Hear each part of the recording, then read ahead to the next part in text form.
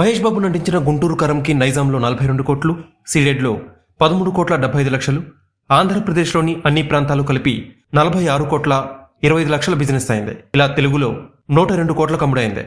అలాగే Karnataka plus rest of ఇండియాలో 9 కోట్లకి, ఓవర్సీస్ హక్కులు 20 కోట్లతో కలిపి మొత్తంగా 132 కోట్ల బిజినెస్ జరిగింది.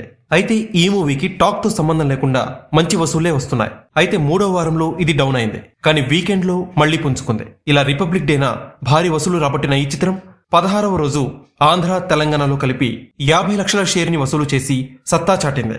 గుంటూరు కారం మూవీకి 16 రోజుల్లో మంచి రెస్పాన్స్ వచ్చింది. ఫలితంగా నైజాంలో 33 కోట్ల 73 లక్షలు, సీడెడ్లో 9 కోట్ల 10 లక్షలు, ఉత్తరాంధ్రలో 12 కోట్ల 40 లక్షలు, ఈస్ట్ గోదావరిలో 9 కోట్ల 58 లక్షలు, వెస్ట్ గోదావరిలో 5 కోట్ల 90 లక్షలు, గుంటూరులో 8 కోట్ల 22 లక్షలు, కృష్ణాలో 6 కోట్ల 37 లక్షలు, నెల్లూరులో 3 కోట్ల 62 లక్షలతో కలిపి 89 కోట్ల 51 లక్షల షేర్, 138 కోట్ల గ్రాస్ వచ్చింది. అలాగే ఈ cinema Karnataka plus rest of ఇండియాలో 6 కోట్ల 53 లక్షలు, ఓవర్సీస్ లో 14 కోట్ల 69 లక్షలు వసూలు చేసింది.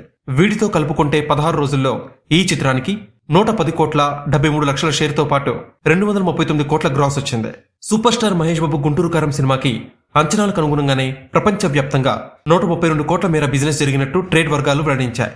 దీంతో బ్రేక్ ఈవెన్ టార్గెట్ 133 కోట్లుగా నమోదైంది. ఇక 16 రోజుల్లో దీనికి 110 కోట్ల 73 లక్షలు వచ్చాయి. అంటే మరో 22 కోట్ల 27 లక్షలు రాబడితే గుంటూరు కారం సినిమా క్లీన్ హిట్ స్టేటస్ అందుకుంటుంది.